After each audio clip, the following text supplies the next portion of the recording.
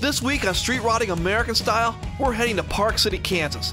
Population 7,297 and home to the Park City Chill Car and Bike Show. Over 350 cars and trucks showed up for this event, along with over 350 bikes as well. Today, we'll take a look at a 1957 Chevy Bel Air, a 1952 International pickup, a 1958 Chevrolet Del Rey, and an old school drag car, a 56 Chevy 210 Gasser. These are all coming up next, here on Street Rodding American Style. Support for Street Rodding American Style is provided in part by BG Products Incorporated.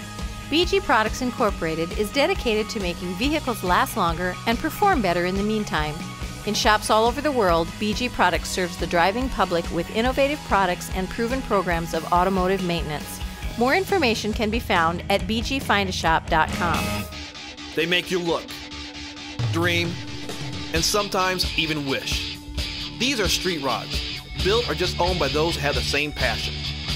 My name is David Wolfe, and along with McCormack and Patricia Brown, we travel to admire these passions. These are works of art and are designed with the personality and the ingenuity of the owner in mind.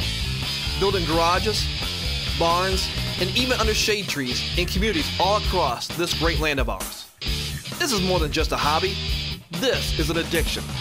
This is Street Rodding American Style.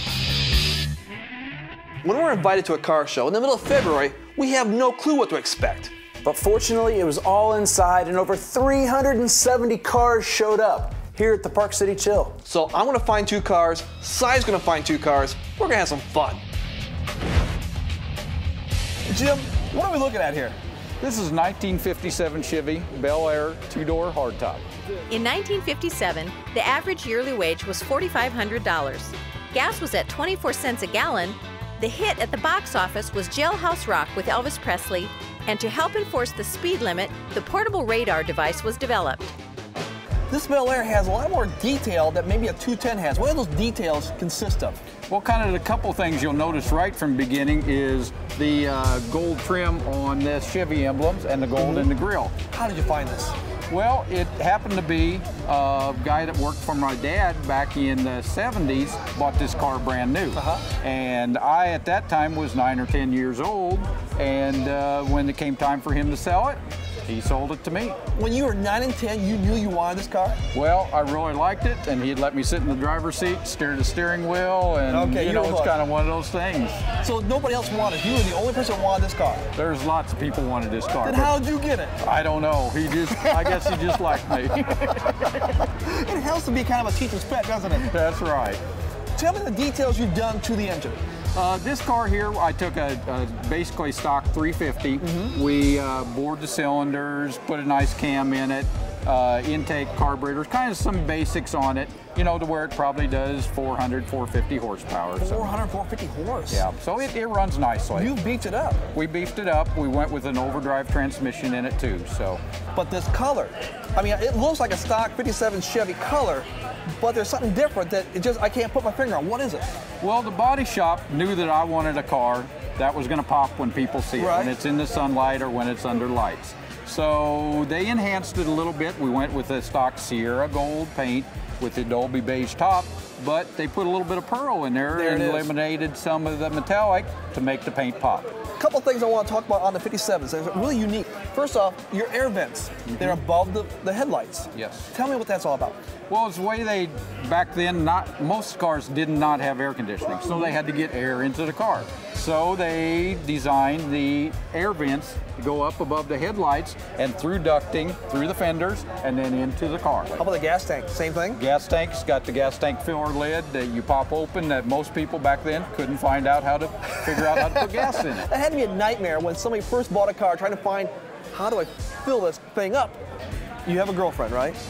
Does she enjoy the car as much as you do? She does. She didn't appreciate it at first. She didn't see the attraction to this car. She didn't see the, okay, I'm turning my attention to her. You did not see the attraction of this? Okay, for you who didn't hear this, she's attracted to him, not the car. Sweet, but this is a 57 Chevy. Oh, but so it swayed her? But it did. As we go to these car shows, and then the other night I was waxing it, and she finally says, "That's really a pretty car." Yeah? Wait a minute. The competition now. You or the car? Well, I don't know. I think she's kind of leaning towards the car now. It's worth more. Yeah, worth more than me, that's for sure. I'm just kidding. Well, Jim, it's a great looking car. Thanks for letting us see it. You're very welcome. Thank you. When we arrived today and I saw all these great looking cars and trucks, I thought to myself, how does a person even go about judging one of these sweet rides? So I'm gonna find Michael Howell, a judge at the Park City Chill, and get some answers. So Mike, tell me about what you first look at when you start judging a car. Well, the first thing you do is you have to figure out what classification it is and what you're judging. So what you want to look at is you want to look at the detail of the vehicle. You want to look at the engineering of the vehicle. The cleanliness, of course, is always something that you want to take into consideration, because that's where you score a lot of the points, is how much time this person's put into it and thought they put into the vehicle. So you talk a little bit about consistency. How do you stay consistent within a class or within the show? For instance, if you're judging the paint detail on the car, if say you're judging 3 cars and they all have gorgeous paint jobs just from 5 feet away, but when you take a closer look is where you start to see the small imperfections. Right. Whether it's a dent or a scratch or say a hood line didn't come down right and you saw a chip. So then it falls into a different category. So you don't want to count that off as the detailed paint, but there'll be another part of your judging where that will come into, which is your alignment. Your alignment caused that chip, so that's where you want to take the points off. You don't want to take the points off on both. So you're talking about taking points off. I think there's some misconceptions when it comes to judging. It's not necessarily about getting points, but about the deductions. Is that correct? On most shows, especially judge shows where you have a point system, you actually go in reverse.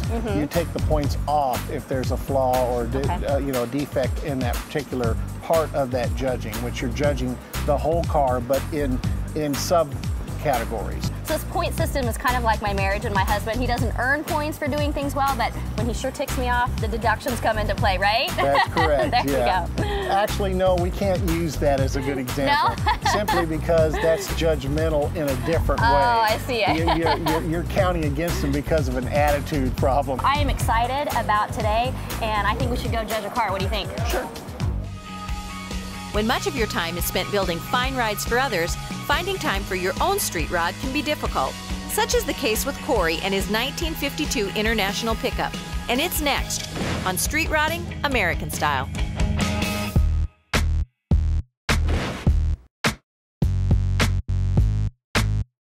This is Corey.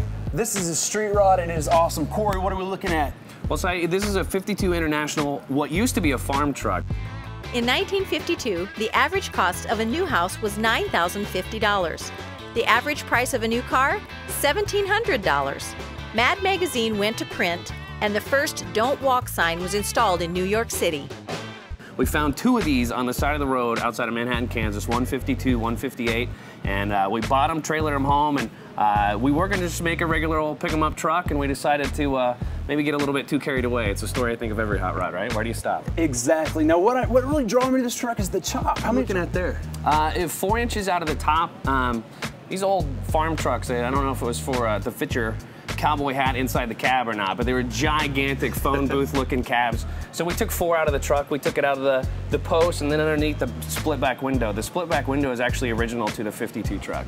Corey, the paint on this thing is awesome. What made you go with this color? I originally wanted to just do flat black. It's not a big deal hot rod anymore, but at the same time, I like a little bit of shine. So the black and orange just kind of seemed to really work. We put a little bit of flame in it. Just my son, who was actually about 4 at the time, when I told him we were going to build a hot rod, he said with fire paint. So we had to put a little bit of flames on the car, you know. So awesome. Keeps the little one happy. Keeps me happy too. The flat and the shiny was kind of cool, but it's not prime or anything like that. That's actually, which kind of goes back to the whole International farm truck. That's John Deere combine paint That's just a flat black paint they use it to paint the underneath the John Deere combine. Very cool. Corey, I was checking out the rear end of this thing.